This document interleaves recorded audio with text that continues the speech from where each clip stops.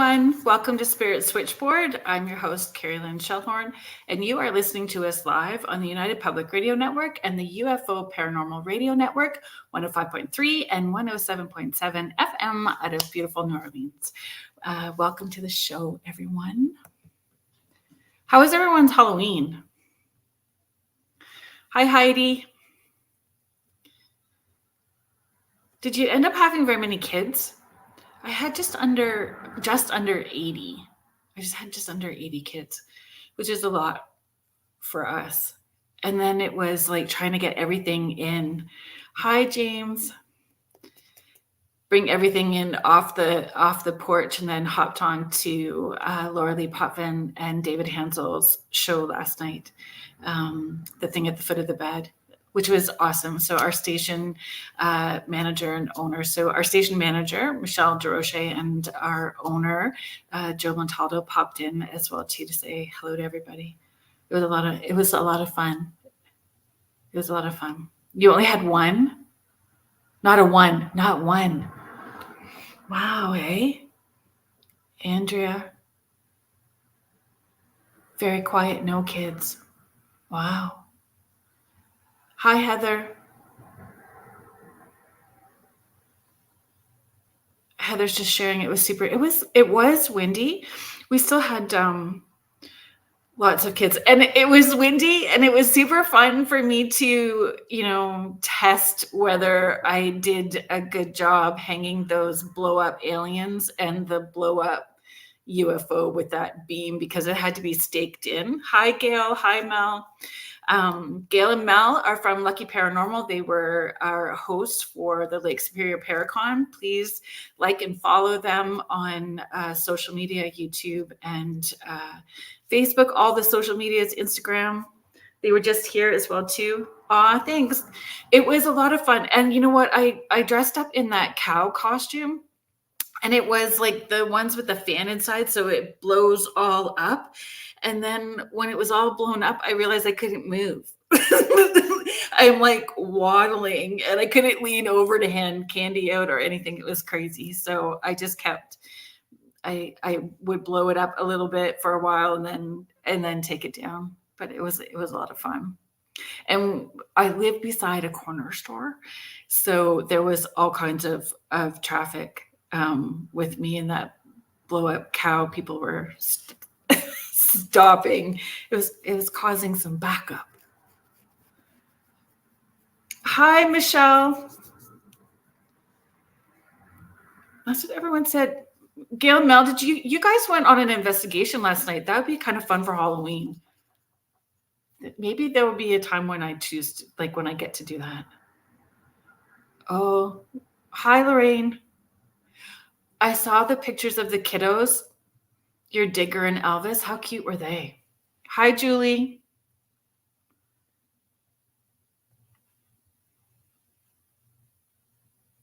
Hi, Michelle Plummer. Michelle, thank you for posting the picture of that hoodie. And I promise I'm going to get there. I'm going to get to all of that stuff. I feel like I know that Halloween is over, but I still have a full weekend this weekend with seances. And then my October Halloween events and stuff will be complete. I just kept saying, I just got to get to this end, and then things will be good. And we start the 5-week meditation course, which Heidi, I'm going to email you if you could let me know your email. Send me your email address, because I'd like to connect with you about that. Oh. Mel is just sharing. They're going out again tomorrow to a different museum. I know that it takes a while to do your clips, so we'll all look forward to when you put your clips on YouTube. Okay, Mel, honestly, the 5-week meditation course that I put together, I'm super proud of it. And it really supports people on their intuitive journey, and it just goes a little deeper with each week. The last time I did it was 4 years ago. So some of the meditations I've tweaked a little bit. But yeah, I would love to have you join. Hi, Andrea. I am going to. So my guest this week, I am so grateful that she is back. You guys, if you missed the segment, it was on, well, maybe just over a year ago, but it was a year ago, October, I believe, that she was on. So I'm happy to have her back. You may recognize her name. Twice a year, I think, in this last year. So with birthday giveaways and the 12 days of giving, which are coming up really soon, if you follow me on social media on Facebook, you'll know what that's all about. The first 12 days of December, I do giveaways, sessions, discounts, all kinds of stuff. And I have connected up with Guelph Urbex and her offers, and we've sort of cross promoted, and it's been wonderful bringing folks that are from my world into her world and participating with all the things that she has to offer, which you guys are going to hear about today. Oh, Cindy, I'm really sorry that you are sick right now. The 5-week meditation course isn't in person, it's online.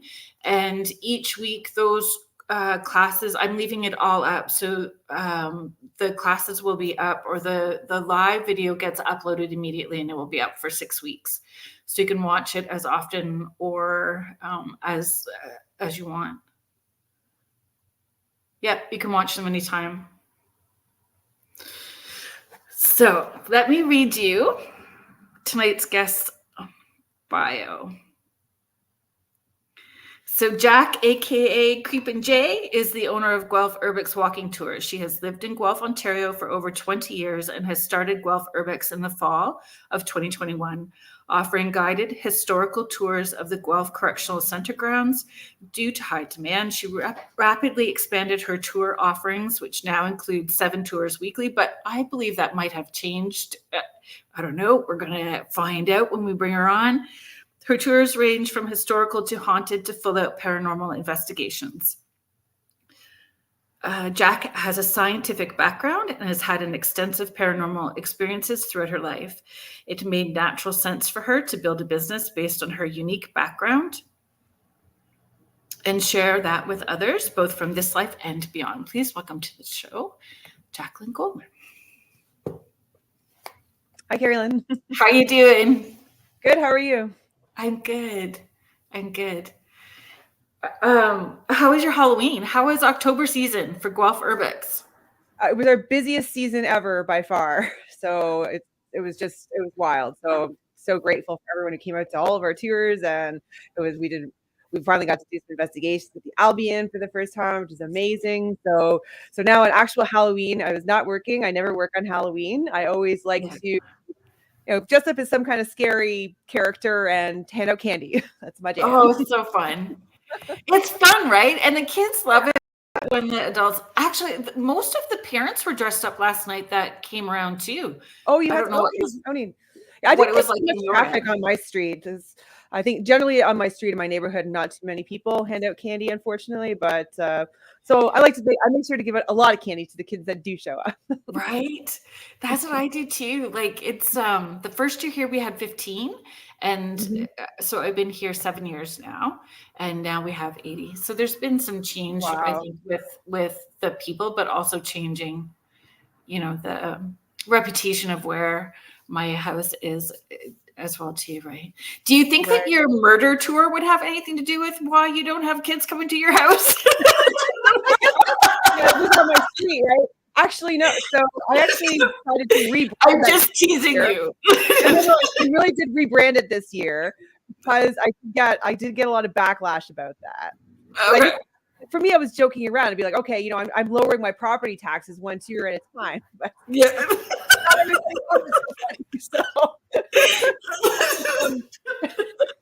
So I decided this year to change it, rebrand it as a bootlegging history tour. So just to kind of have a little bit less murder and a little bit more history in it. So right. But there's still murder because, all of us true crime folks just love that stuff. Right. Yes. Because it was interesting when I actually look at the analytics, though, for the bookings.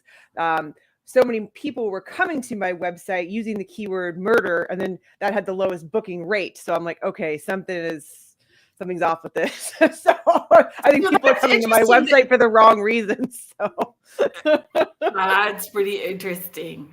yeah. So That's so interesting. I decided to change it. Yeah. So now it's more historical based, and I have Bonnie Dirtnell, who's a local historian and author. She's written multiple books on bootlegging history in Guelph, Right. as well as books on haunted Guelph. So I thought it's better suited that she run that tour for me, and I stick away from the murder and true crime on my street. Yeah. So funny. So we did. I know that I was not thinking clearly. I know that she's running a tour for you right now. That you said. Actually, that exact tour right now. Yes. So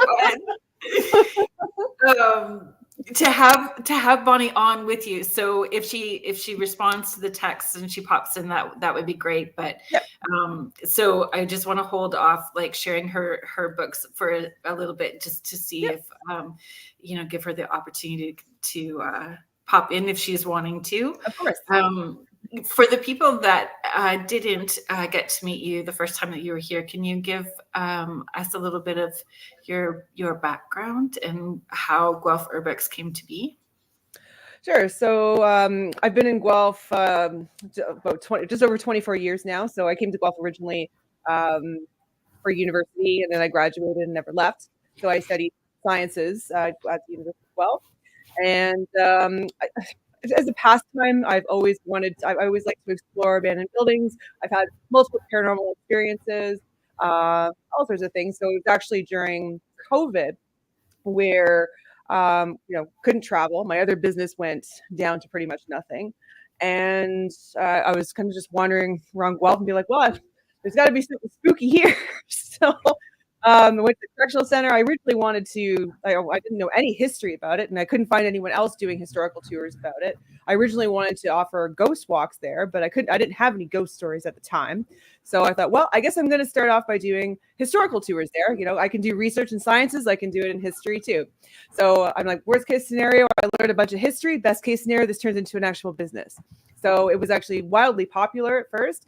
And then after I did those, then everybody's like, okay, what's next, Jaclyn? So that's when I did the Murder Street tour. And then I got into doing ghost hunting adventures in downtown Guelph and running, and then it just expanded. And so it's been quite a whirlwind, and I'm always trying to find ways to have new tour offerings.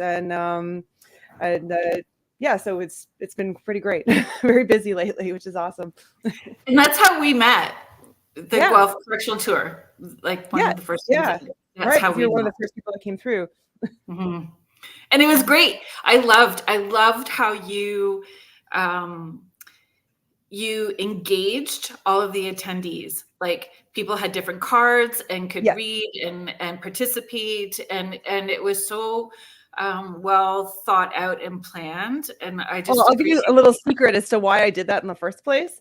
Yeah. So now the cards that I have are from the quotes from different inmates that I've interviewed over the years. So I've interviewed over 50 different former inmates, as well as some different corrections officers. But when I originally did that, I was nervous about running an hour-and-a-half long tour and remembering all these facts. So I thought a great way for me to check my cheat notes is if I take little snippets of information, like news clippings, and hand that out to participants. And then when they're reading something, that takes the attention off me, and I can sneak in my notes. So it turns out I did actually remember everything. I didn't have to cheat. And everybody's telling me that they liked that the best about the tour because they felt more engaged and that they were a part of it and they had to pay attention.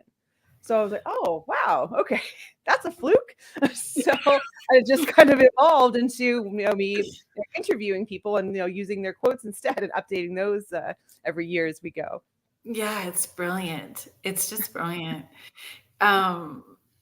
Just to educate people as well too, when we're talking about the walking tours, especially the correctional grounds, you have special permission to do that. Yes. Yeah. So I have special permission from Infrastructure Ontario, which is a division of the provincial government. So I have to have all this paperwork and approvals for every date and time that I'm there and running tours there. And also at the time too, any walking on the grounds is prohibited. But when I do paranormal investigations on the grounds, I have to have a specific permit, and my group has to stay very close. So that's not somewhere you can just kind of wander around at night. You will get charged with trespassing. So yeah. And you have all the insurance and you have all of those things. yes, It is all of that. So I have to be, so me and the province have to be on like co-insured. So I have to carry that paperwork with me at all times. And it actually has happened where, like, people do they want to break in there. And it has happened in one of my paranormal investigations there at nighttime where someone was actively breaking in. I'm like, okay, so my group has to stay with me. I have glow sticks of different colors on them. So it's like, okay, so if the police come, we're okay. Like, I need to know who's with me at all times. So yeah. And it's crazy to me that people feel like that they're that brazen. Yeah. Well, because I think they figure it's just like, oh, it's abandoned. It's very quiet. There's no one around there. But it's not abandoned. No, because there's a security guard in there at all times, and there's cameras everywhere, and so. But people, crazy. Yeah, people do stupid things. They do. Can you share your first paranormal experience, personal experience, not from the tours, not from the offers? Your first paranormal experience, and maybe where interest or fear or both started. Okay, yeah, that was. I think it was probably one of my most significant experiences. So this is when I was 11 years old, and this is what I believe to be a guardian angel. So I mean, a lot of people think like, oh, people you see ghosts and ghost sending, it's all like evil spirits, and it's like, no, there's so much more out there. So with this, I was 11 years old. I was in bed, and all of a sudden, this thing, it was kind of the shape of a person, but it was way bigger than a person. That was at the base of my bed.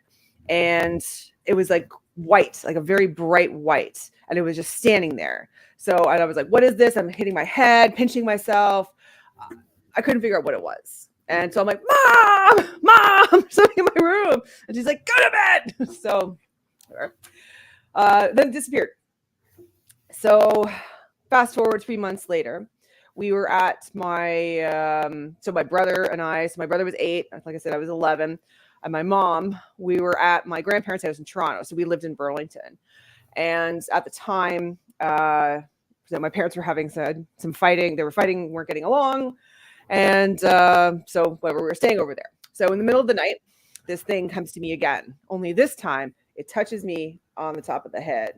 And it gives me a vision of everything that's going to happen the next day. And that vision was that we were going to get in a bad car accident and my little brother was going to die. So I was just like, okay, whoa, that's a lot. That's horrible. It's really morbid. Went back to sleep. Thought I'd brush it off as a nightmare. Then when I woke up, like every single second of every moment was deja vu and it wouldn't stop. Like most people have had some kind of deja vu. I presume you have too, Carolyn. But how do you process it at 11? It was like I was walking through, I had experienced all this before and I know it was going to happen. It was terrifying. So then I see my mom and she was just absolutely drunk. And so at that point I was like, okay, I begged my grandparents. I'm like, please let me and my brother stay. Don't make us go home with mom. Something bad's going to happen. And they're like, no, child, you have to go back with your mother. Fast forward, her blood alcohol was 0.4 something, which is like almost death. Reverse a moment. So they should have known better. Anyhow, so at that point, I realized I had to go home with her. So it was my little brother's turn to sit in the front seat. So what I did was I knew that the middle seat in the back was the safest seat in the vehicle. So I said, okay, you know what? Next, you can have the next 20 car rides sitting out front. Just you sit back here with me this one time. So he agreed. So as soon as we start driving off, my mom drives over a curb, blows a tire. So a nice man puts on a dummy tire, and this was on the front driver's side of the vehicle. And I remember him saying, don't exceed 80 kilometers an hour. So we get on the highway. So again, going from Toronto to Burlington, and all I can see in the back seat is that speedometer going from 80, 90, 110, 130, 140. And I'm like, so then I start getting tears down my eyes because I'm like, it's going to happen. But I didn't want to create a scene. So my little brother's like, what's wrong, Jaclyn? And so I'm like, oh, I'm just worried about school tomorrow because I didn't want to create the problem. And then as soon as we get around, if anybody's familiar with driving on the QEW, when you're heading westbound, go around the Ford Drive, that big bend. So we go around the curve, and as that happened, go smash into the guardrail really, really fast. And then as that happens, because my mom was not wearing a seatbelt, she went flying across the vehicle to the passenger side where my little brother would have been sitting. Through the windshield, only the glasses at her throat. And then the car's rolling, and then I look in the rearview mirror and I see that the car's coming around the bend, don't see that we're stopped. So I grabbed my brother and we took us on the other side of the guardrail. And at that point, the car gets smashed, and my mom's heads through the windshield and just like, okay, mom's dead. And when, and somehow I remembered the phone number for my dad, because that was at the time, this was like 91, I think. So that's when they had like the big brick phones. So somebody had one of those in their car. Right. And so we went to the hospital, and I'll never forget, the police officer comes over to me later and he's like, we have to arrest your mother. And I'm like, arrest her? I thought she was dead. But so somehow she survived. And apparently it's because her blood alcohol was so bloody high. But anyhow, if my little brother would have been sitting in that front seat, he would have been dead. Like, no question. And it's kind of interesting, like, just to make light of this, somehow fast forward many years later, like, for any of you who have seen Terminator 2, like Linda Hamilton from Terminator 2, so she's got like the, like the big blonde mullet, and she's got like, the muscle tops and dresses in all black and stuff, and she's like a total babe. So that's what my mom looked like. And it's funny because then, like, fast forward in life, my little brother grew up to get 2 PhDs in mathematics, and he's a machine learnist. So I just think, like, it's like, oh, did some guardian angel like intervene so that one day you're going to save the world from the machines? Like, right? He's John Connor, That's funny. It's funny, not funny. And the well, survival just to make light of it, because it's a pretty heavy experience, for a kid to it's have. It's a super heavy experience that also has that it's not even paranormal, high strangeness, miracle at the same time, right? In all those different ways, like for you to be aware enough and mature enough because of your life experience at that time to make the choices that you did as well, right? Like there's a lot to it. Yes. I mean, I grew up Roman Catholic, but my mom and my aunt were always kind of like dabbling into witchcraft a little bit too, and so they were very open and spiritual. It was very open. Like my grandparents would ever know that, but they're I understand that. Do you find the more that you do the tours, that intuitive awareness has heightened or increased? Because you do paranormal stuff personally, like just like you have work, and it's the same for me. There's stuff that I choose to do on my personal time because of interest and I enjoy it and it's a passion. And then there's the work side of it. So you do both as well too. Yes. I mean, I'm still just as skeptical. Oh, me too. I love here's the structure. So when I'm doing a session, here's the structure. You need to show me boom, boom, boom, boom, boom. So then I know for sure that you are who you say you are. Yeah, exactly. And then we're gonna roll. And I think that helps us. Exactly, Jen. Exactly. So, but I mean, I had experiences as a kid as well too. Then it kind of like we needed to fit in, or I needed to fit in, and then it came out as an adult, and then just once I stepped into it, now it's just is what it is. I think like growing up though, my mom gave me a lot of like rules for messing around with supernatural stuff. Like sure, she let us do the Ouija board and that kind of thing. But if she like I'll never forget the one time like she got me trying to conjure my dead aunt on a dreidel. So Did you really? I think I was around the same age, and I was like, "Oh, this is like some long lost aunt that I never met. Like she died when she was 17, and that's my middle name. I want to contact her." And then my mom said like that her and my other aunts came in the house and they felt something was like weird in the house, that there was some presence. They're like, "I'll be like, Jaclyn, what did you do?" And she's like, "You need to tell us to get out of here, and you throw that dreidel in the ravine." So clearly not knowing how to open and close properly at the I was just a time. kid. Like I was just goofing around. Like, I didn't know what I was just like, oh look, I'm bored. Didn't have internet back then. Let me see if I can conjure my dead aunt. I don't know. I started watching horror movies when I was 3 years old. So I'm just I wasn't like in one to like play with dolls, or I didn't really have many friends. It was just so I don't know. I just kind of dabble in that kind of stuff. Funny how all of us weird kids unite as we get older, though. We all I love it. Gravitate and find each other that way. Absolutely. I was thinking, so I took how we've done the haunted pub crawl. We've done the haunted pub crawl. Did the correctional tour. Then we did the correctional paranormal investigation. Yeah. And I was thinking, if we did the pub crawl again, could we bring the Ouija board with us? I did a spirit crawl. So just for you folks who aren't familiar with the concept, so I do a haunted pub crawl and a spirit crawl. So that's kind of like a pub crawl meets a ghost walk. So just the main difference being some of the locations that we stop in. Haunted pubs being we stop at pubs, whereas spirit crawl we stop at bars to have kind of fancier cocktails kind of thing. So same idea, different stories, different places. So I probably recommend starting with a spirit crawl. So maybe we'll do that for the 12 days of giving.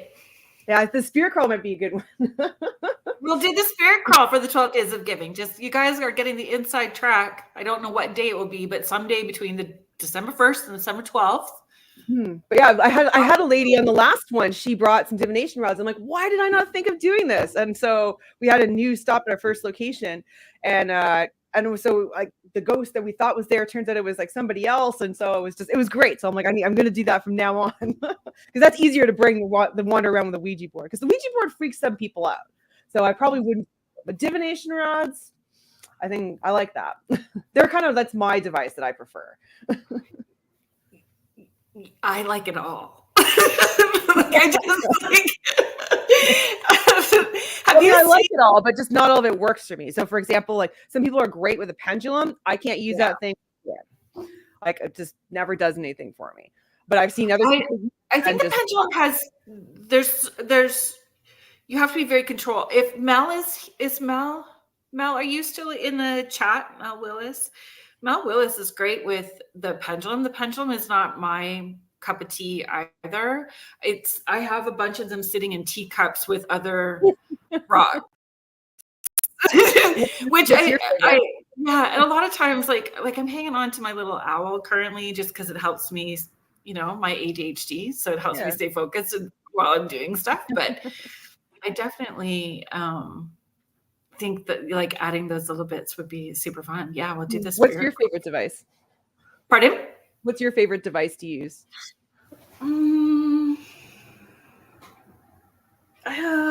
I think I don't really know if I have a particular favorite device that I would say, so I said this on a podcast where I was being interviewed, and I think they had never heard this before, so their reaction was kind of my favorite device to use is me. Yeah. Well, okay, that's kind of a no-brainer. I mean, you're a medium, and so doing my thing. So I think for me, though, a tool that I like to have, or that I get a Spirit Chat, Ovulus, SB11, like any of those that are sort of validating at the same time as I'm getting stuff. And I think too, when I'm in a location, not necessarily that I need the headphones on or that I need the SB11 going is actually a blindfold. If I can have a blindfold on and just be able to sit, it makes it a little more like night vision 3D for me in the space, and I see the spirits in a different way. Okay, wow. Neat. So then it helps me direct people and where to take the equipment differently. Yeah. Okay, that's neat. Yeah, so that's a unique skill you got. It makes it sound pretty racy when I say, like, you know, my favorite device is a blindfolded me. Like, it just feels kind of, you know. Well, I guess, like, yeah, I don't know. Maybe if you're saying that in a different context, like on a date or something. Yeah. For those who are just joining and listening, we are talking about blindfold, paranormal investigation. What devices do you like? Oh, I like to start with a blindfold. Yeah, it's so funny. And I think too, I've learned a lot. Howie hasn't popped in yet. So Howie O'Dell from the Rift Nation Network, he's got the Orion Effect. Ryan has, Howie's been really instrumental in making sure I understand, or pushing me to understand how equipment works. So understanding the why behind it. Why is it doing what it's doing, and what do we need to do to debunk it? So I have a very different outlook now, a year later, after having more equipment and meeting more people through doing the show and networking to, what equipment I would pair up with each other as well too. So I'm not worried in trying to debunk as much, like, because the both pieces are working with each other. But I got this really fun new piece of equipment from the UK, and it's the Ghost Busters car with the Slimer on the top, like the Slimer character on the top in the Ghostbusters car. So it kind of runs like a REM pod, right? So when that EMF burst comes at it from the back end of the car, all the lights light up, and then it shoots across the floor, and it just cracks me up. Anything that makes me laugh is I'm all in. You know, and I float at the Christmas parade. Yeah. So you know what I was thinking when we were at the Guelph Correctional Grounds, have you seen the LED? Did I ask you about it? The LED dowsing rods, the LED light up dowsing rods? No, I haven't seen. We need to get you a pair, because I think to find some. That'd be really neat. I will shoot you the link. Yes, please. I think they would be brilliant for you there. Works the same. Still let me back. Pardon? If they let me back. Because you have to reapply every time, right? Yeah. So now they actually I couldn't get license for October. So now they want to sign a whole full licensing agreement for next year for me to do them. So that's interesting. Yeah, I know. We're just going to wrap it in. Right. Lots of policies. And, we're just going to wrap it in all good, warm, fuzzy juju vibes that it just will run easily. And because I love doing investigations there. And it's so wild, like how the first year, so now I run them 2 years now, that I get consistent stories each year, but they're different from the previous year. So it's kind of like some spirits we've helped move on, and then other ones it's like dramas unfold, and it's like, so each time I bring different people there all the time, and it's like they're coming up with the same names, and then like either repeating the same story or like adding to the story as if it's like evolving. It's right. Really bizarre, but like I've done so many of them at this point, like I can't question it. Like the fact, because none of these. I've got people coming from like all different parts of Ontario, and I don't post the details of the names and encounters online. So there's no way that people could know that the names and the stories that have come up in previous groups. And so it's absolutely amazing. So I should probably book on this or something one day, but all the evolving ghost stories and ghost drama. So does that lend to that intelligent and choosing to stay there, or are they stuck there? Is there They're residual? all How is different. Everybody's different. There are some that seem to be stuck there. There are quite a few that want to be there that seem to, especially there's a bunch of kids that seem to want to still hang out with each other. It's like we're interrupting them playing sometimes. Some of the kids and some of the older ones like the place because people bring their dogs there. I've come across like different wardens or guards that have come back just because they're visiting. Sure, there are some that, something bad happened to them there and they have some unresolved business, but I'd have to say that's the minority. So it's all which like is fascinating because it's a correctional, like that it's correctional grounds, and right. but it was farm. Was it one farm before it was the Guelph Correctional? Yeah, it was all the land was owned by William Allen, so that was, and then he sold it to the province in 1909. So there's also the Matthews farmhouse that's adjacent to it, but that's now privately owned. But yeah, it was all farmland. And then there's water that's right there. So anything that's like with running water or a long running water has just a different vibe and energy. Well, most of those all of that was built by the inmates. Because when it was farmland, it was actually quite swampy. The only creek that's near there is Hadadi Creek, which is a very small creek, but most of it is on a floodplain. So when the province originally purchased all of the land, part of it that was too swampy to farm on, they created that creek along York Road, Clive Creek, to provide drainage for the swamp. And then the other two main giant ponds there, those were not only hand dug by the inmates, but also to provide further drainage for the field so that they could farm crops. Right. But still lots of water underground, that's for sure. but all the land there are man-made. Anything underground triggers weirdness. Yes. Tunnels, water, it doesn't matter. Mm-hmm. Anything underground triggers stuff for sure. What would you say is the biggest surprise with the paranormal investigations at Guelph? Like what has surprised you the most? Or maybe we can do this in two parts. The funniest thing, people always ask about the scariest things. They're actually going to be both, not the scariest. They're actually the most funniest, like the funniest one. They're both. Yeah. The funniest thing is the scariest thing? Well, not scariest. It's just the most unusual thing. Okay. Hit us with it.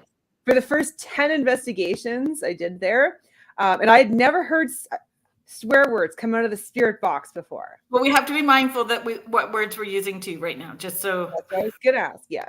So, but I'd never heard that come out of the spirit box, and it wouldn't make sense that you would hear swear words come off through some radio bands. So, 10 investigations in a row, we called them the FU ghost. So, in the same spot, he would tell my group, F you, F off. And then, so like 10 times in a row. And so but I'm like, well, I guess it makes sense. This was a correctional center, right? So, and then one day there was like a pretty girl that was coming along the tour, and it was her birthday. So I was like, don't you be saying that to her. That's her birthday. And then it starts doing kissy sounds. Shush up, really? And it didn't do it again. I mean, like occasionally in the same spot later, it started calling people the B word, but when you're getting those, like that's for sure when you're making sure that they stay there. Yeah. Any of those kissy sounds, no, you're not saddling up and hitchhiking home with it. No. So, but yeah, I never said the F word again. But yeah, it was 10 times in a row with different groups. It's like, and everybody heard it. Wow, same spirit. That one's been there for years. Because even like the last group of people I was there with, there were some people kind of lagging back, and we're like, oh, okay, we're just going to kind of hang out here in this spot and wait for them. And then it just said really clearly on the spirit box, and it's like when they're coming along, it's like, who's that? Like, so it's just this like guy who's got a mouth. But I'd never come across that in any investigations. Cheryl is just asking, so those that seem angry in spirit, do you think they were angry in earth body? Not necessarily. Like maybe something bad happened to them that caused their death. Okay, so the question was, what's a spirit box? Yeah, I just wanted you to be able to finish Cheryl's question first. So I just wanted to address that, and then I'll bring up Andrea's question Okay. about the spirit box. But I mean, not necessarily. I think just maybe something bad could have happened to them, and they died, and then they didn't have a chance to, get revenge, or they didn't have a chance to, and there's so many stay behind their possibilities. loved ones, or I mean, we don't know, right? I mean, like We could just want to be like smoking their cigarette in spirit and not be bothered too, right? Like they just exactly. not wanting to engage. Exactly. So just think about how many things can like tick you off. Mhm. Like all sorts of reasons, right? So same it's thing just very layered. people wants too. So unless there was a common theme with your groups, like if it was a common theme that's a noticeable theme. Otherwise, he's just crotchety. I think he was that one was just he had a mouth on him. That's all. Or just like try to talk to him, just like doesn't want to talk to somebody. So yeah. I mean, I have other ones that like going through like we'll just be like, "Hey Jay" or "Hi Jay." Well, that was something I wanted to ask you. When you're, I feel that there is benefits to going back and repeating and going and revisiting the same place over and over again. And so, what have you found? With your personal experience, are they remembering you, interacting with you? Has grumpy dude softened? Sometimes as grumpy dudes find, commonality, and then they stop being so crotchety. Yeah, no, like that. He's not grumpy anymore. I mean, just occasionally if there's like a big group, then that's like I said, then he might call someone the B word, but that's about it. In terms of the other ones, I do get a lot quite often, like that. They'll very commonly at the correctional center, they'll be like, "Hi Jay, hey Jay." It's like they remember me. So like it's like crystal clear kind of thing. So I think they recognize me, and so like because even like when I'm doing like the divination rods out there, I don't usually give the instructions all the time because I'm like, I've been here long enough. I think the ghosts know me by now. They should know how to answer. So but especially when we get the same spirits. I mean, but then occasionally we have other days where people connect with different spirits that are new. So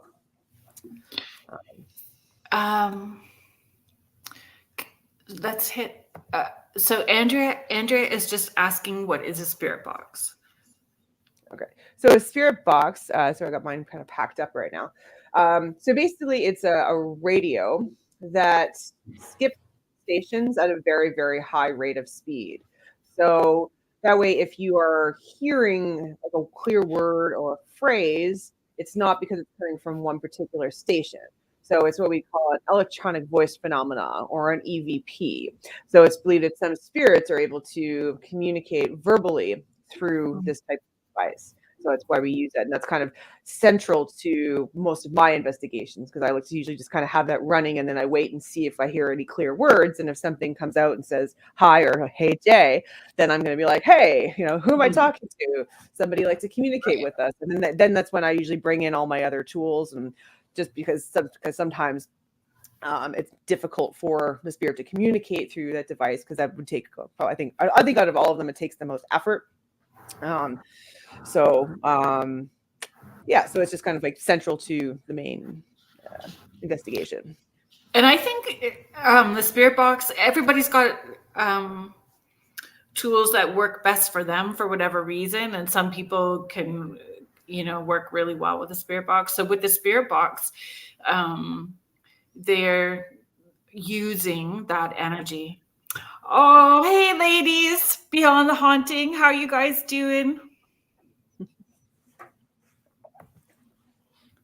I was just thinking about you guys. I was going to message you to find out when you guys are free to pop on.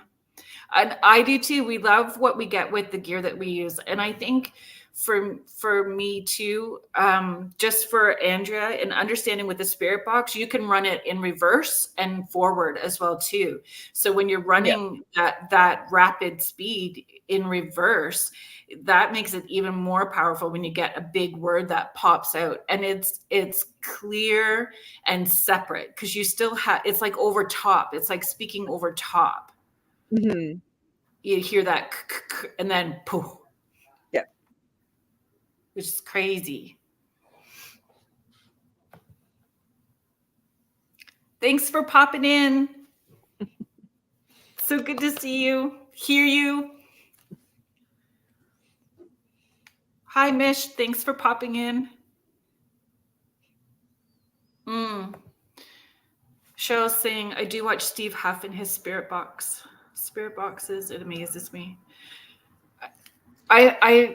What I've learned, though, is making sure that we always have some kind of static sensor device at the same time, too. So you have that static sensor that's picking up on that kinetic energy, and then with the proximity capacitor sensors. So yeah, that they both go off, and then there's a little less debunking. Then you know that it's something that you want to dig into a little bit more. Is there another? Oh, Contessa, sorry, I'm just going to come back up and get this for you. Can ghosts get revenge? I have a story. Okay, yeah, sorry. I don't. Go ahead. Do you have a story? No. This is. It's like a round table conversation, right? Okay, well, I'll share a poltergeist story then to share about that one. Yeah. Oh, I'll leave this question up, Contessa, while we talk about it. Mm-hmm. So when my grandmother wanted to pass away in her apartment, she never wanted to go into a home, and my dad forcibly put her into a home. And I remember, I think I was like around the same age, around like 10, 11 years old as my other experience. And so she's like, she's kicking and screaming and swearing. And I didn't even know old ladies could swear. I was like, wow, old people swear? Okay. So grandma's really mad. And so 3 days after they put her in the home, she passed away. It's like they overdosed her on morphine. Because all of a sudden we go and she can't breathe and she's not moving. And it's like she was kicking and screaming 3 days before. So after that happened, my dad's office got plagued by birds that were I'd say like 10, 20 birds a day flying into the window and dying. And then his car, it was like a relatively new car, like top of the line Mercedes, no problems with it, right? And then all of a sudden, it's like all the electrical is going crazy. Like the sunroof would open and close by itself. Windows would do that. The radio would start changing everything by itself. It would just turn off randomly. All this crazy. And then in our basement, I remember I'd be sitting there with my friends, and we had a punching bag in the back. And all of a sudden, we hear the punching bag, and it was like one of those really heavy ones, like a heavy bag. And all of a sudden, it would just start swaying back and forth. And then we'd look, and it's like there's like a little person, either like a real like dark shadow little person, and I'm like, oh no, that's grandma. And so and like all my friends would see it, everybody would see it. And then so and we'd be sitting on the couch, and I feel like cold hands on my shoulders, and be like, oh, okay, all righty. And I would just like, that would happen quite often. And then my dad ended up moving out, and then he sold his car, and then it stopped. So interesting. Yeah. I think there's layers to that question. Like the answer is very layered. Like, if it's a spirit that's crossed over, that spirit is doing their life review, and then also having to look at their healing and atonement. And sometimes energy can be felt intense when it's just, like the little kid in the back of the car. Are we there yet? Are we there yet? Are you paying attention to me? Are you paying attention? How about now? And it's that big and intense stuff. Yeah. So revenge is an interesting, if it's a spirit that is stuck, is it revenge? Is it needing help and support, and people aren't paying attention to it? Like sometimes that heavy isn't heavy in the way that you think it is. So there's all kinds of different ways to pull that question apart and look at it, for sure. And I've had ladies, in particular ladies, come through during sessions that were neurologically having things going on and having to make a transition to a different place against their will, and coming through after they've passed to say, I gave them a run for the money, and I'm really sorry, because that was really, asking for forgiveness as well too. But that's crazy that all of that stuff happened to your dad and then stopped once he moved out. But do you think that it was because she was wanting the last word? Yeah, I think so. She was mad. She was very mad. Interesting. So she spooked him real bad, I think, and made him move. So, I mean, she scared me and my friends, but it wasn't the same. But it wasn't like she was like, it was like, oh, I'm here kind of thing. And like, it was nice, like hands on the shoulders, kind of not mean or vengeful anyway, but exactly. And I mean, I've not had an experience where I've seen a vengeful, stuck spirit. I've had spirits that have been intense. Well, and I did another session with someone, and that person, the male person that was in spirit, had a partner here that was cheating with the friend, and he was coming in laughing. It completely crossed over, but he was like making light of, like, every once in a while I make noises on the steps because dude's in my house, in my truck with my dog and my former wife. So every once in a while I'll make a noise on the steps. And it was not angry or vengeful, or it was more like hee hee. Yeah. It's being like a little trickster. Mm-hmm. Yeah. Yeah, exactly. Cheryl, not heavy, but wanting help to move on, maybe. Mish. They took my dad out in a nursing home. I feel he's okay now. However, I struggle with it. I'm really sorry. And I see that a lot with sessions as well too. And I think the biggest part to focus on is knowing that they've done their healing on the other side as well too. It's hard when not everybody's on the same page when they're making decisions.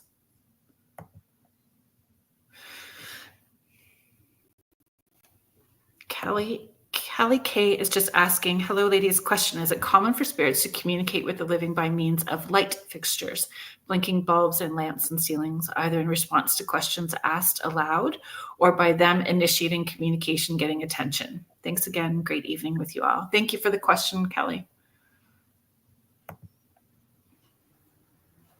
Have you had experiences with that?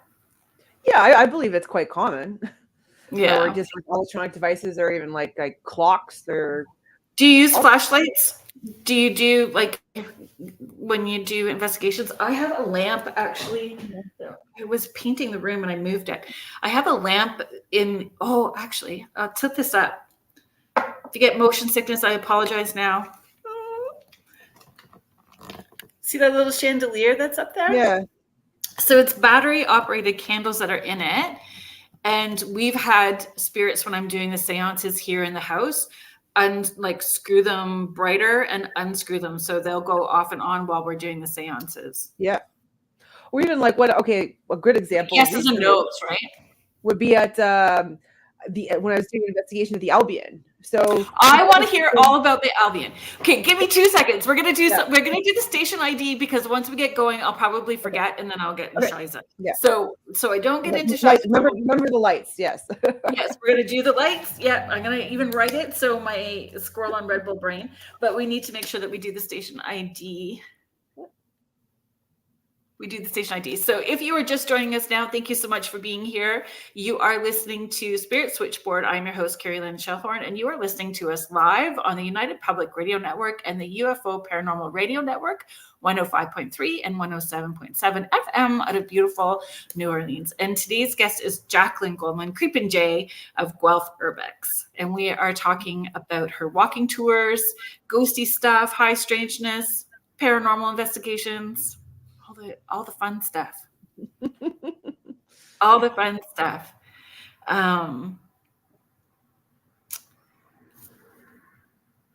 Shakey's 26, Goddess 21. Oh my gosh, that is a handle and a half, and I am here for it. I did a few weeks ago, was quite interesting. So I'm assuming that you're talking about the lights, right?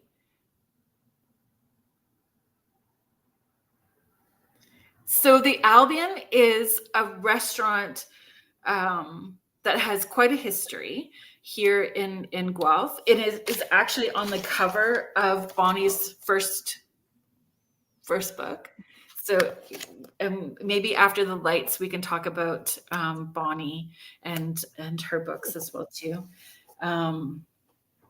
And I don't know how much you want to share about the history of the Albion, because it is part of your walks and tours that you give. But if you could give a little bit for the people that will not be able to make it to Guelph to participate. But could you share a bit about how you've... Yeah, so in a nutshell, Albion's new this year for you. Yes, because this is actually the first time anybody has done investigations in the building, period. So it's very exciting. It is rumored to be the most haunted building in all of Guelph. Everyone says it.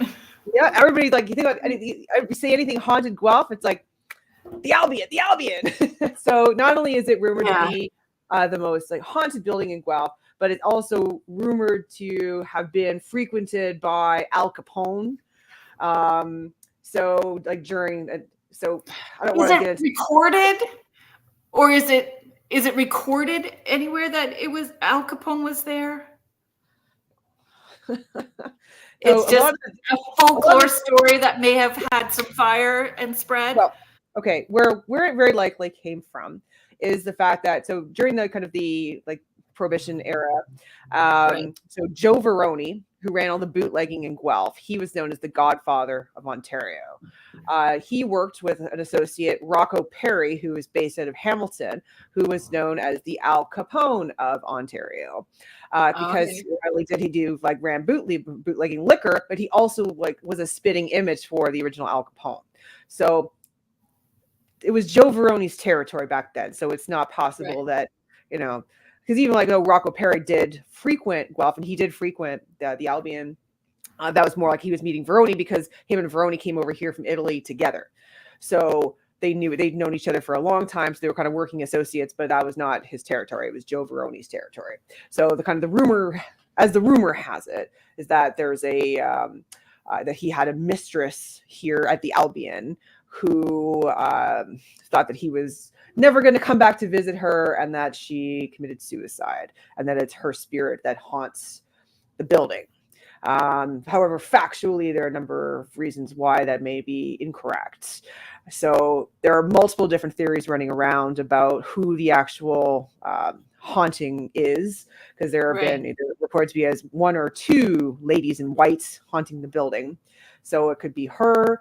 Another theory that I and Bonnie share is that it was the ghost of Mary Thompson, who and her husband owned the Albion from the early 1920s until he passed away in the 1960s, and she continued to live there until she died in 1971.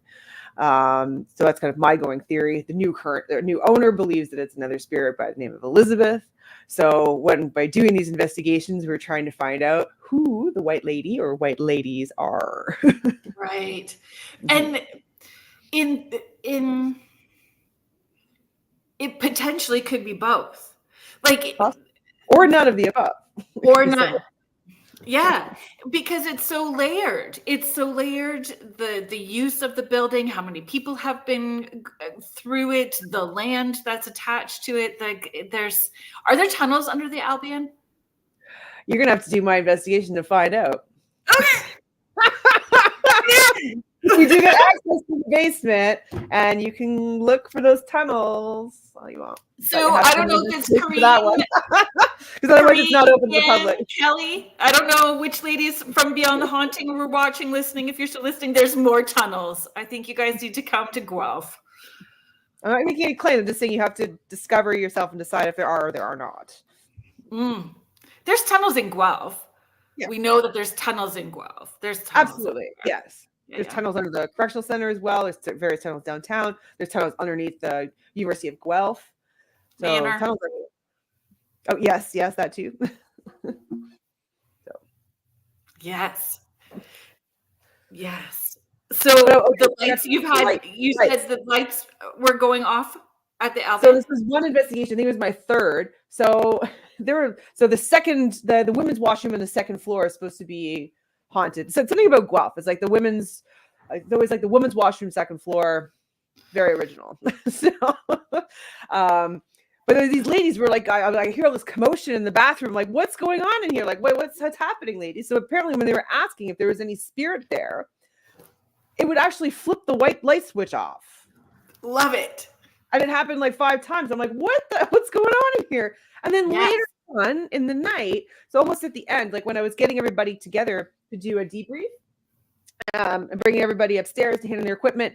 And then, so the ladies that were handing in the spirit box said that someone came through the spirit box and says like, open the curtains.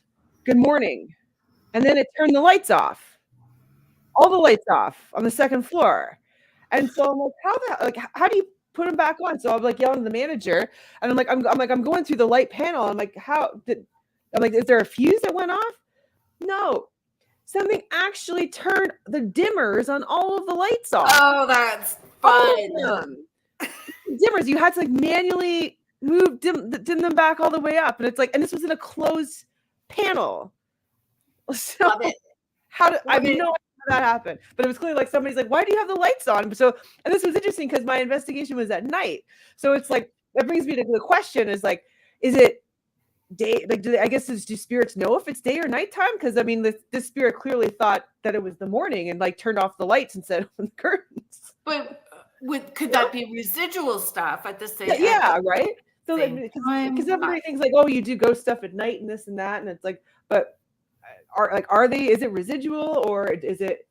Like, I don't know. It makes me ask a lot of questions.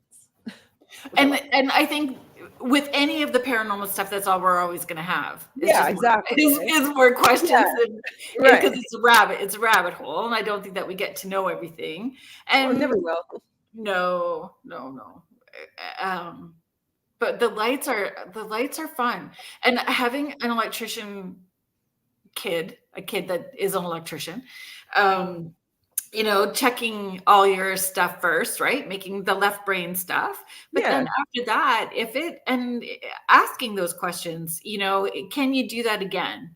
And then moving from that, if you get tired of using the lights as yes and no, can you come use this stuff more? Yeah, exactly. I think if it's an intelligent haunting, the reaction that they get from us when they do the lights, I'd be laughing on the other side if I was a spirit. Look at them. Let's do this more.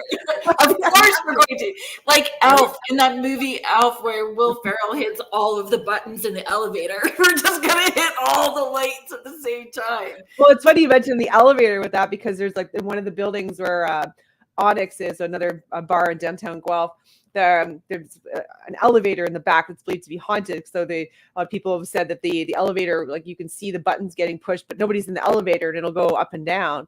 And so my kind of theory is like, it's a really old building, right? So it's possible that a ghost might be kind of stuck in the building and they realize, oh wow, I got an elevator now. I'm just going to mess with people and press buttons. Yeah, I'm not scared of a lot of stuff. I'm more scared of like people-y stuff than I am of spirit stuff. Yeah, but I always tell people like it's always the human ones that you got to be afraid of. But I think that I would not be okay with being trapped on an elevator with a spirit. I think that would make me out. Yeah, it only happens when the elevator's empty, though.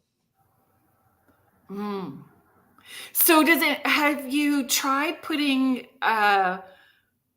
could you put a walkie-talkie thing and a recorder in the elevator and ask questions and try doing an EVP session with nobody in it? That would be a cool idea. Because now the owner's different. It's changed hands now, so I don't know the current owner. But we need to ask the current owner. We have a plan. Yes. This is how we'd like to execute it. Yeah. Anybody know the owner? Like nobody touched this little recorder in the elevator. Yeah.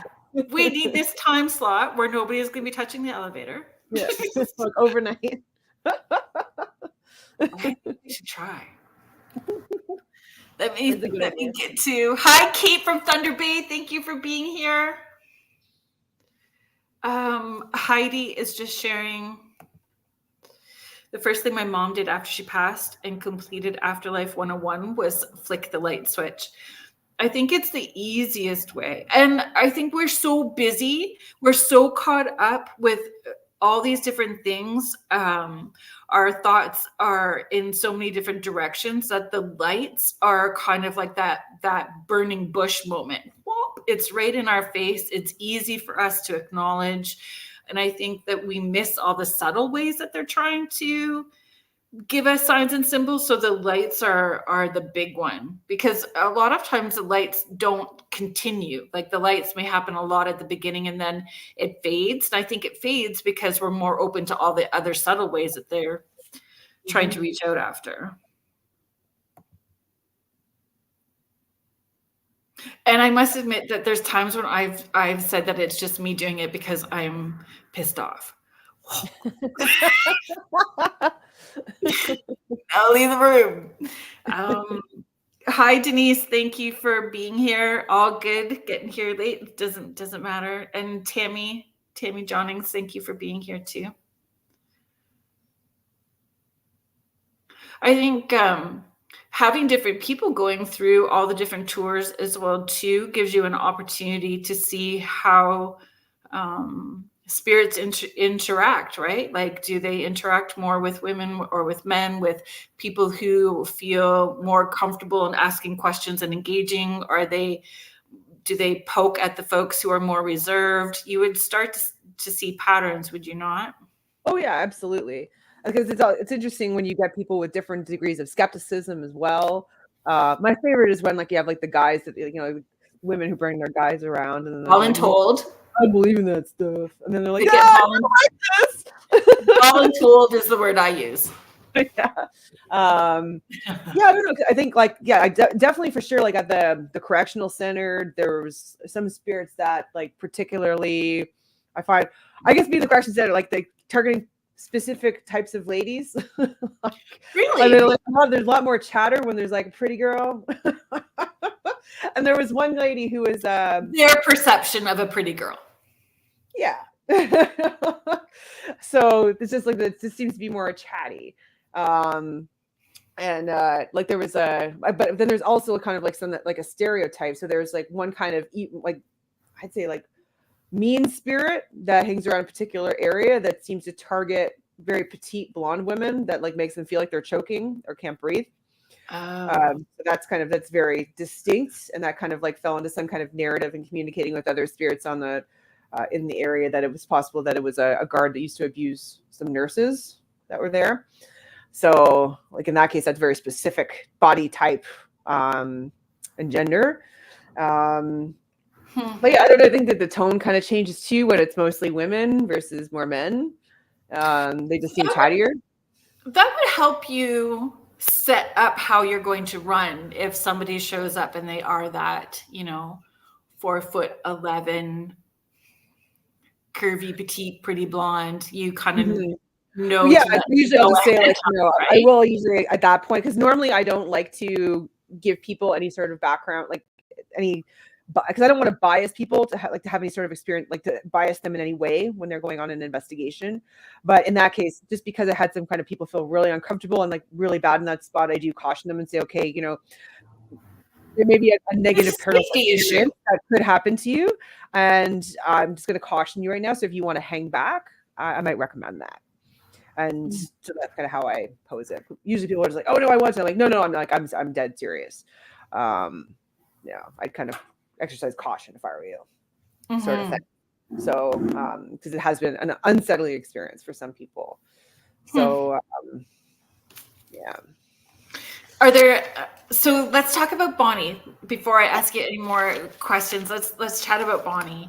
Yeah. Can you share who Bonnie is?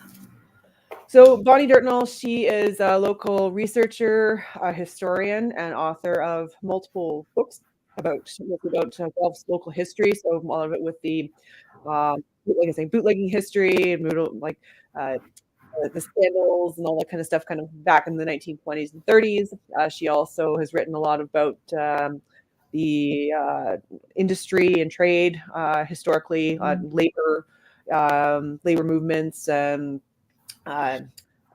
And that's what she was just nominated for, correct? Could you talk yes, about for her research skills. And then so she's also the author of Haunted Guelph. So this was the one that you were sharing. So. Yeah. So I gave these out as well too for the winners of the 12 Days of Giving. Yeah, and then she actually, so just coming out a couple of weeks ago, because Guelph is so haunted, we have to have 2 books.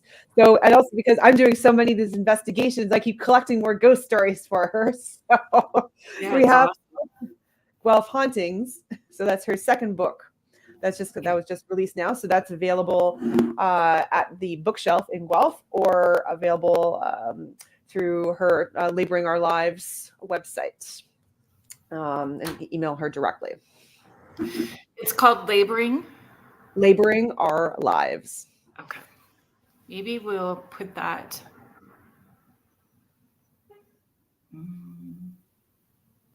If we stick in the chat, it goes everywhere. Maybe we'll just do that anyway.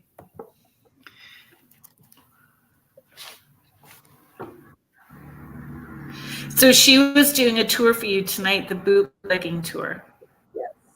Yes, it was kind of interesting how, so we met, so we were actually neighbors, next door neighbors for 10 years and didn't even know each other. And, for 10 years?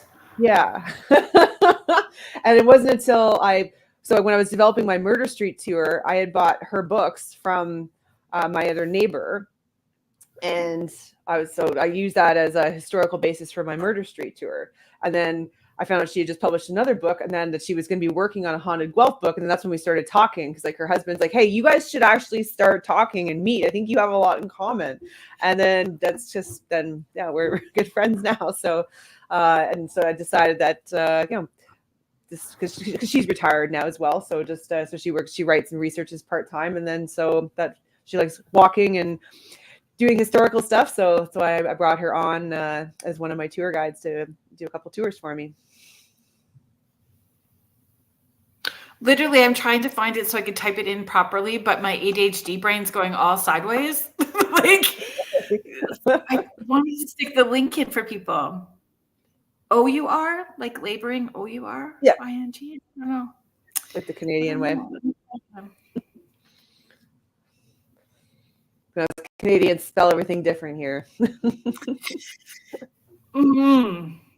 But she was nominated for an award for her research in Toronto. It's saying that, yeah, from the Ontario Architectural Society. Pardon?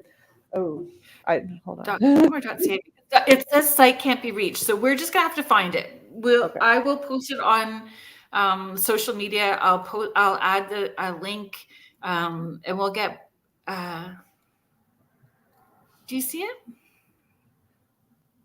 Oh, because so it's laboringallourlives.ca. Oh, okay. Yeah, so LABOURINGALLOURLIVES.ca. Okay. They're so, and she's such a great researcher. Mm-hmm. Yeah, she's very skilled at what she does.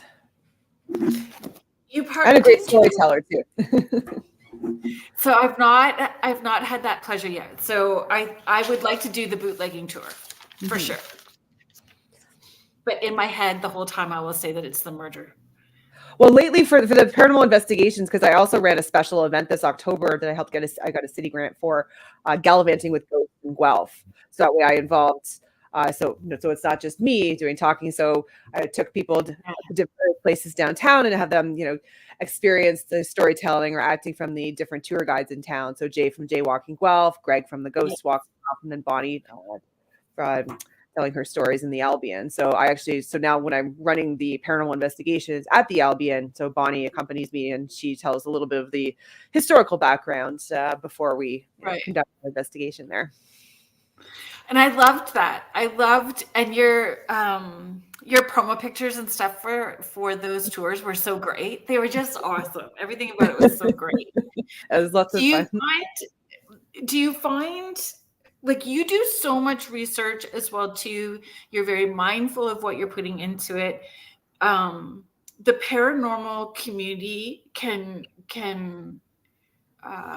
not some people can't play nice in sandbox. It doesn't matter what we do, right? Or how hard you try. So you hear the word para-unity. Is it the same with walking tours or the ghost tours? Are people very careful with theirs, or is there a community and networking? Hey, we've got this going on, or these stories. Is there a community, or is it very separate? Like you mean like amongst You're the other? stepping in a big pile of poo that you don't want to go down. You can no comment, and we'll slide on into something else. It's all good. No, because it actually has a nice happy ending, because I was actually able to accomplish what I wanted in the first place, because I come from the pharmaceutical industry, and that's fierce. So business development, like, it's you got to be pretty clever and you got to be really tough. So when I started off, I had no experience running a tour company before, completely new to me. So when I went out there, I wanted to make sure, number one, I wasn't going to compete with anybody. I wasn't going to offer the same tours. Greg does his ghost walk. I'm not doing that. I'm doing something different. I'm going to do investigations or haunted pub crawl. That's different. I'm doing historical tours, the correctional center. No one's doing them. I wanted to make sure that was different from how Jay does his tours, from jaywalking. I also made sure not to offer tours at the same time as anybody else. But still, I got a lot of people trying to shut me down when I first started. And I just told them all, I'm like, I'm not going nowhere. I mean, like, one day we're all going to be working together. Okay. Because in my experience, it's like a lot of people, like even coming from pharmaceuticals, they'll tell you, don't ever talk to your competition. Don't do that. But I find that's the best thing to do. You need to work together. So finally this year, when I got this grant from Gathering in Guelph, that was to bring everybody together. We finally all played nice in our own little sandbox, and everybody's happy. And then that way I used that grant money I didn't have to, but to share it, to hire them to be a part of all of this.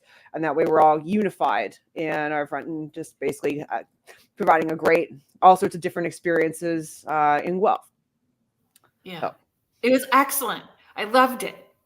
I loved it. And I feel if more of us are able to mirror that, hopefully it just keeps rippling out that it can be positive, and we can learn from each other and have our own unique niche and still support one another. It doesn't have to be a competition like that. Absolutely. Jen, hi Jen. Do you want to do the bootlegging tour? We can. Hi Wojo. So Wojo, Bigfoot Banter with Richie B. Please like, follow, subscribe, right, Wojo? Buy the merch. They were out investigating tonight.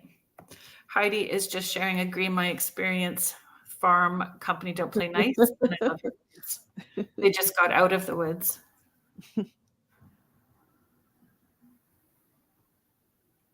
So do the tours stop for the winter, or do you do you know what you're going to use? So you added more dates though for the Albion. Yes, because I can't say no. So I want to make it a regular thing. They're not totally fully open to the public yet. So as long as they're going to keep giving me dates, I want to keep running investigations. So I got 3 more dates for the Albion. So the last Sunday of this month, so November 24th, and then Saturday, December 7th, and Sunday, December 8th. So those I just opened those up yesterday. So so if anybody kind of missed out and they're going to be in Guelph and wanted to do that, sign up and get your tickets. So there's that one. And then also what I'm going to do normally I don't do tours over the winter, but I think I'm going to offer a new tour up until Christmas called Scrooged. And it's going to be walk around Guelph, and it's going to be discovering the ghosts of Guelph's past, present, and future. And then ending that off with it'll include like a warm beverage. I think we're going to stop at Atmosphere, and then can either stop have dessert kind of thing. And then I'm going to do it'll be an optional add-on to do a 3-card tarot spread, so you can visit your own ghosts of past, present, and future. Oh, that's so fun. I mean, that way it's like partially inside too. Atmosphere, folks, is a great restaurant downtown in Guelph, across from City Hall, and that is where my son works. I was going to say, I think your son works there. Yeah. So there is actually, if you guys want the inside scoop, I was supposed to post it today. Sean, who is the head chef there, messaged, and the tickets are now available for the next Dining with the Dead event, which is November. I don't know. It's the last Sunday of November, 24th to 27th. I can't remember what day it is, but the tickets are now available. That's exciting. I did your last one there. That was amazing. Thank you. It's a lot of fun to do it in that venue. It's a neat venue, the way that it's laid out, and it's part of your. Is it part of the Spirit Crawl? Mm-hmm. Yeah, it's usually my last stop at the Spirit Crawl. Oh, that's fun. Yeah. I think that we should do that as well too. Gav loves it when all that stuff comes into their work. Mm-hmm. Loves it. Are there any places that are on your radar? For both personal. Yes. Actually, where I'm going to go tonight, I'm going to give some kiddos some introductory to ghost hunting tools at 8:30 at Tytler Public School as part of, I think, it's Pumpkin Promenade. Oh, yeah. So I wonder, like, I know the Guelph Library had me talk about like being able to connect with people that are crossed over and intuition and all that kind of stuff at the Guelph Library, like, I don't know, 8 years ago or something. So I try to hook up with the library. Sure. Yeah. Because I think next year I want to focus on like education, because I want to work into getting the Tytler Public School, because everybody in the ward, like that's a neighborhood in Guelph, believes that school is haunted. So I'm actually meeting I've with heard lots of stories about it. I know. So I'm looking forward to making that happen, hopefully for the new year. And the library would fit in good well as well. So. And it's not just about like the ghost stories, it's about understanding the community that you live in, which is that urban exploring. It's about getting out and understanding and learning about the community that you live in. Exactly. There's always ghost stories and discerning, helping them learn the discernment between what's folklore, what's a story that started off, and how can you debunk it, lean into it, find facts to, how can you research, even if Bonnie was part of that talk, and how she can help them understand how to research and find your own answers to things too, right? So fun. Well, now it's a little harder because like with all the AI algorithms, it kind of doesn't work. Wow. There's that too. Hi, Richie. We just did a shout out for you. Actually, Heidi's here too. She was doing your woot woot for banter.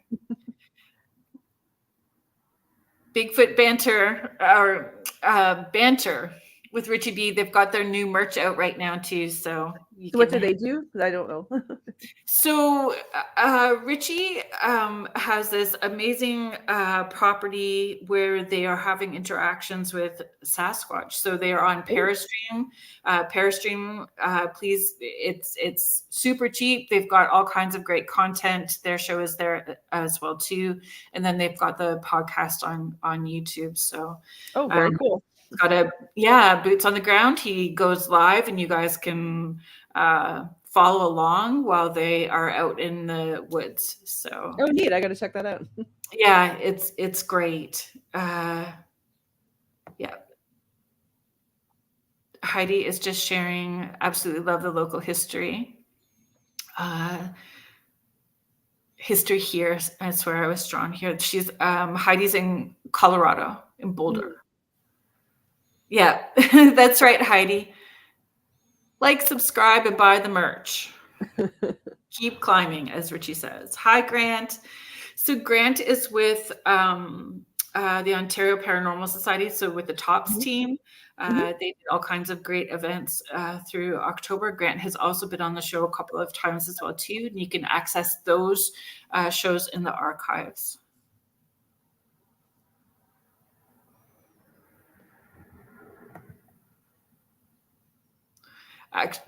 Actually, Grant, you know what? We need to. I'm gonna send you a message. We're going to see if we can get any of those dates with the Albion. We'll get Grant in on it with us as well too.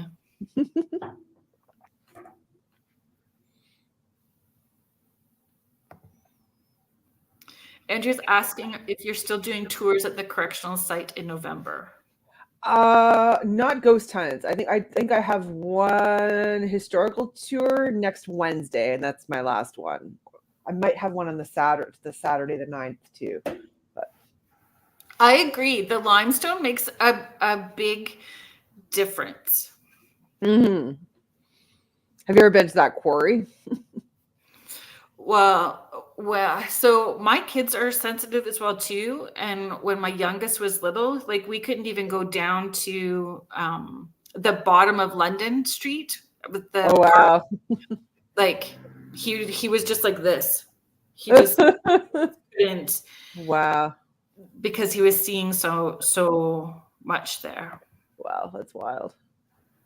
Yeah, I'll ask. We'll talk to Jaclyn about the dates that we can potentially make work, and we'll get a group together. Please don't everybody start messaging me because I can't do that. I can't have everybody. It'll be small. Oh yeah, yes, Heidi. There's lots of limestone here, and again, I think it's layered. There's limestone.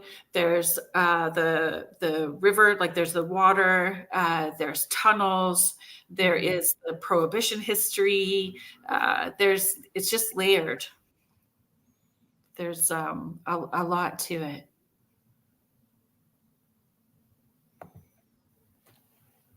We're just rolling. I had all these talking points to make sure, but we always do such a great job rolling through without it. But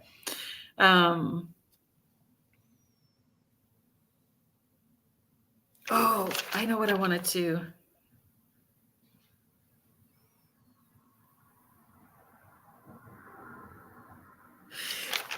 I think one of the things I wanted to talk about with all of those tours was the high intention, low attachment and expectations, like not having an expectation that spirits are going to flick the lights, or not having an expectations that spirit is going to necessarily, shoot out the F-bomb at you on the spirit box, right? Like it's, but the personal experiences, like everybody, I think when we did our investigation with you, everyone had a personal experience. And so personal experiences count. And that's really in the end, what we're all hoping for is a personal experience when we're going out on these excursions, right? Mm-hmm. So can you talk maybe about some of the personal experiences that maybe you've had or that people have felt comfortable to share with you, like the touching or hair pulling, or like even the vibes that they're picking up from the different, whether it's the walking tours or the investigations?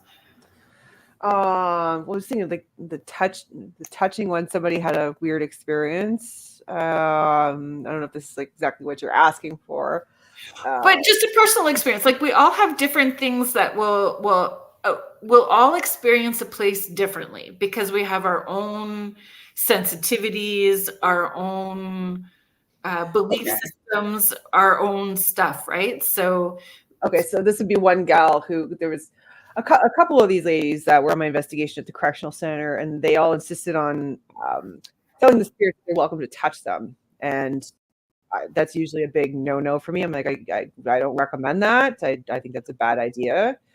And so one of the girls, she was also a medium, and she was a bit on the spectrum as well. So I was just like, I really don't think this is a good idea, but they all insisted. So when we were walking around closer to the area where I told you where there was one spirit that attacks that typically might make some petite blonde women feel uncomfortable. I didn't mention that because what the flashing light is. Yeah. And so before that, she heard that there was like a spirit that kind of came through. She thought his name was Ben, was telling her, stay back, go back, don't go. And so she hung back. And so everybody else went by that light.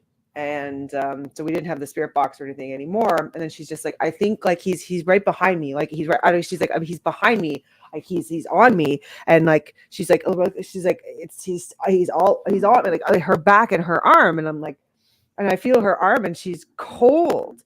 And so I look with the thermal camera and it's all cold, 15 degrees colder on her arm and her back. So she like something like attached to her. And so I'm just like, okay, you need to tell this to go away. Like he's not protecting you. Like just, okay, like this, you have to be firm. Like tell him to stop touching you. And she's like freaking out. And I'm like, okay, I haven't seen this before. This is different. But she invited it. Right. So then I like, called her friends over and I'm like, okay, like we all together need to tell this spirit to back off. Like he might be thinking he's protecting her. Like she's not going to this bad area. Like back off. And then, after a couple of minutes, it stopped. But so it's not, and it was her whole arm and back. It wasn't like, her hands, and that would be explained by like something called like Renault's syndrome, right? This was very different. So, yeah. The temperature changing like that as well too. You see her whole, you could see it on the thermal camera. It was all colder. And like, she could feel how much colder her hand was and arm. And this was like on a warm summer day. So I can't explain the neurological reason for that to happen. Right. Like I said, neurological conditions usually just your hands, and that's Raynaud's syndrome. So that was I don't know, a very personal experience thing that happened to her. Right. I haven't seen before. So at that point, I'm like, people ask, no. I just think that people they don't understand all the concepts, so they don't understand what they're asking for either. Yeah, it's like, but I guess like in it and how to get out of it. Yeah, and I think like they're like, oh, I think they're like, oh, well, she's partially a medium, so it's okay. And I'm like, yeah, but if she can't, like, if this is not something she's used to doing, and she can like control it and guard herself with it, it's not a good idea. Mm-hmm. Because I always try to remain very guarded when I'm doing investigations. But you can't assume just because someone says that they're a medium that they understand all this stuff. A paranormal investigation of land, like leaning into the energies of a land or a building or properties is very different than talking to somebody's grandma that's crossed over. Oh yeah, it's so different, and yeah, I don't know. Yeah, just kind of really walking into the dark and be like, you don't know who you're talking to. Well, and if you are not confident with your ability and being able to open and close and to clear it, then don't open it. Yeah. Mm-hmm. And being transparent about it. Yeah. Like we can't know everything, but then know what your boundaries and your limits are and be clear about that. Yeah, and I find like on these investigations, a lot of people, they'll tell me kind of right off the get-go, and I'll be like, okay, no problem. Like I'm here to help you. If you need to ward something off and something's bothering you, then don't worry, just sit close to me. Yeah, clear it off after, right? Yeah.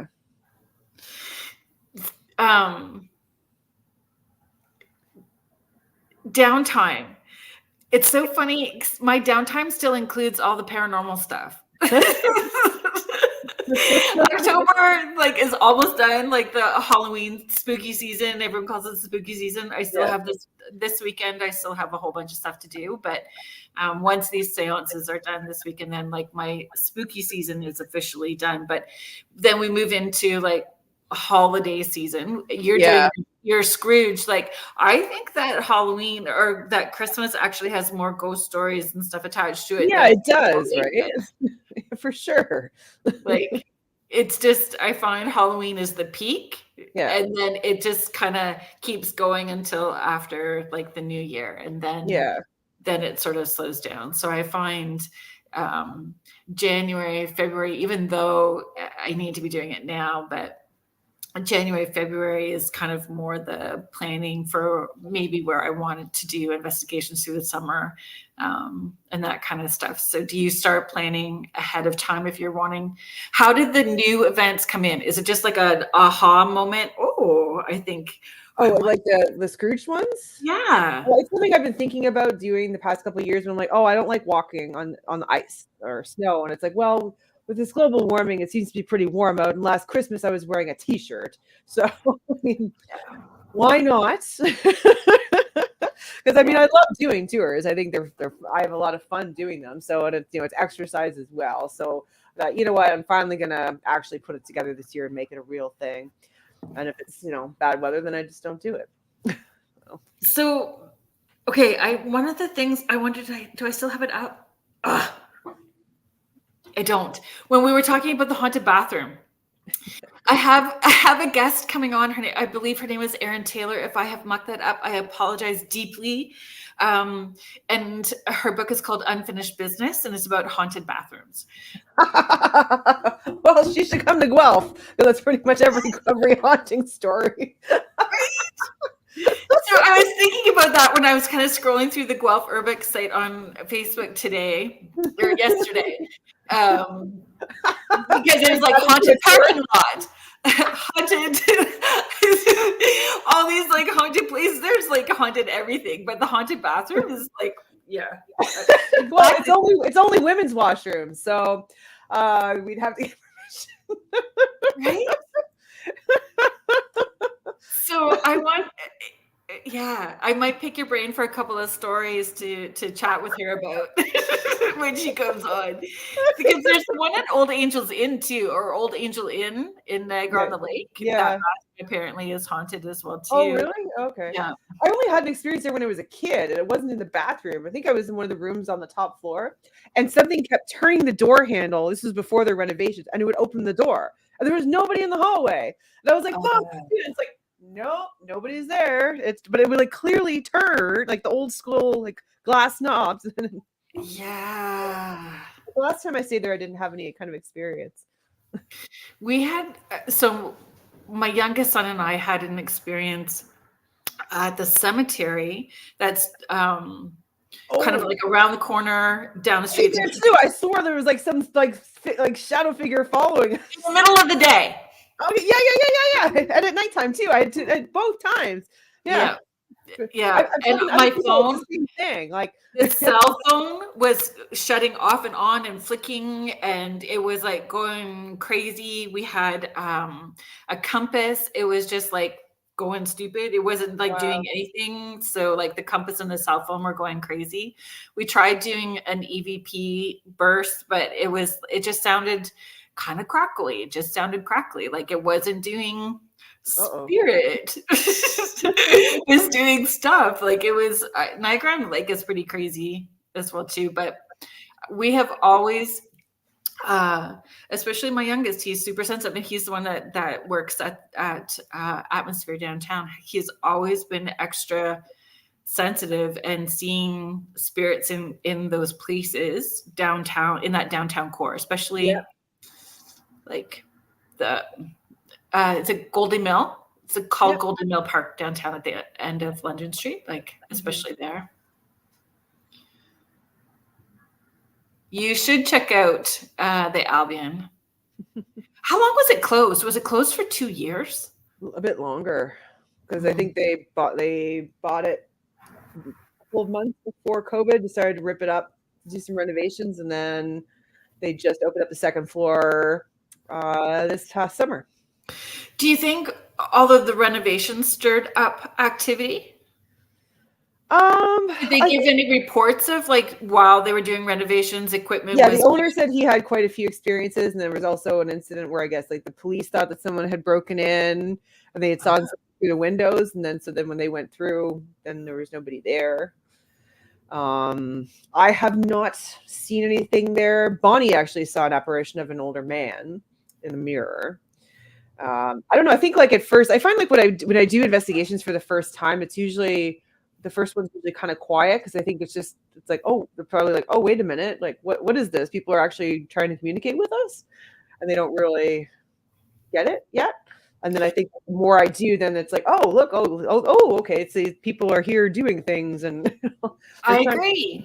And then they start getting more, and like they start saying some of the same things, because even like it was really neat. So the first, like I'm not going to do too many spoilers, but when I had somebody using the Estes method each time, and people who started off by doing that, because I always ask people to record the notes.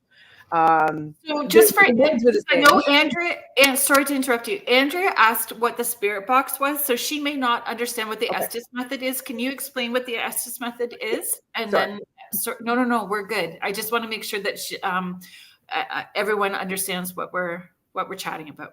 Okay. Yeah, so the Estes method is, so you're still using the spirit box, but you would have the spirit box plugged into noise canceling headphones. And so that one person's only listening to what's coming from the spirit box. And then that person is also, well, while they're seated, blindfolded. So while this person, that job is just to be a reporter. So all their job is to be listening what's coming through the spirit box and reporting any words that are being said or transpired. So then you have other people in the room. This could be however many people asking questions. Right. The person who is listening to the spirit box is only listening to the spirit box. So they're not listening to the questions being asked. They're not reading anybody's lips or who's asking the questions. So that way they're not going to have any sort of bias when they're looking, so that they're looking for words per se. They're just directly reporting what they hear. And then, so I always ask that when this is happening, that somebody's also writing down, transcribing the words that are recorded from the spirit box, because I like to compare notes later. So in this particular case in the Albion, it was kind of funny. So 2 nights in a row, it kept saying, it was like, Jac, quiet, music now. Because I think it's because when I started talking, I turned the music off and it was just calling me Jac, and it maybe wanted the music back on.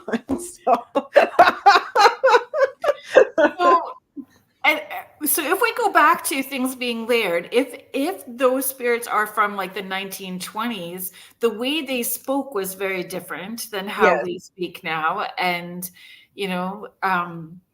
understanding how to phrase the questions and to, how you approach, or explaining what the equipment is, because they would have, like, if I was to bring like the ghost Buster's car with the Slimer on top, like they would have no freaking clue what to do with that. Yeah. So usually when I give my instructions, I kind of mention, or like, for example, the spirit box, right? You have listeners that don't know what the spirit box is, right? So usually I say, if we're doing the investigation, you're trying to tell a spirit to communicate through this thing, not to call it the spirit box, because most people don't even know that it's called that, just to say the radio, because many of the spirits might at least know what a radio is. They try to, if I catch somebody using words like cool or rad or whatever, or some whatever slang people are using today, they're probably not going to understand what that means. And then also too, if we're going back even further, and this could be indigenous people that were here, they're not going to understand a word we're saying, right? So just to be cognizant too, that there could be, or animals present as well, because there are animal spirits. So there's probably only like a fine demographic that will actually understand and be able to communicate with us. You're welcome, Andrea. Welcome. Just being mindful of our time. Where can people keep track of your offers, what you have going, what's available, get tickets to participate? Where can they reach you? So the best place is on our website, just to subscribe. So all the tour details are on our website. That's where you can purchase their tickets as well. Typically, if we launch a new tour or any sort of promotional deal, we only send that out through our email list first, and we give our subscribers usually a day heads up, post it on our socials. But you could also find us on Facebook under Guelph Urbex, or on Instagram as well. Same thing, Guelph Urbex, and Twitter or X or whatever that is now, but I don't really treat that very regularly. But definitely the best place to is our website. That's guelphurbex.com. Right.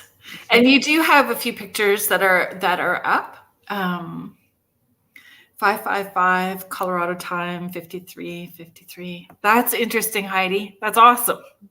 Gotta love synchronicity in numbers that way. The Scrooged, so people need to watch for the Scrooged walking tour that you've got going on. You do have some Albion dates that are available right now. Hi, James. You know what? You made a comment about earlier and I missed it. I am so sorry I didn't flag it. James is our friend from Washington. Another great show, ladies. Thank you so much. Okay. Next week, I have Morgan Knudsen from my haunted hometown. So we're going to talk about a number of things that she's got going on, because I think I don't know if her new book is out now or it's coming out at the end of this month, but she has another new book coming out as well too, which will be super exciting. Very cool. Yeah, thank you so much. This flew by. I know, right? Love it. I love it. Love it. Again. So please, I know that I didn't get the newsletter out today, but I promise it's going out tomorrow. And watch your socials, because the 12 days of giving will be coming up, and I'll be chatting with Jaclyn to figure out what we're going to cross promote with, or what the best, things that we can cross promote with. Spirit Crawl probably will be a great one to do. So thank you so much, everybody. Yes, everybody loves Morgan. She's got so much going on. So it'll be a fun show next week for sure. Thank you to everybody that was in the chat. Thank you for your questions, your comments, your support. I'm super grateful and appreciative for all of you. Thank you to the United Public Radio Network and the UFO Paranormal Radio Network, 105.3 and 107.7 FM out of New Orleans. So have a great week, everyone, and we will see you next week. Good night. Have a good weekend. Thank you. Bye.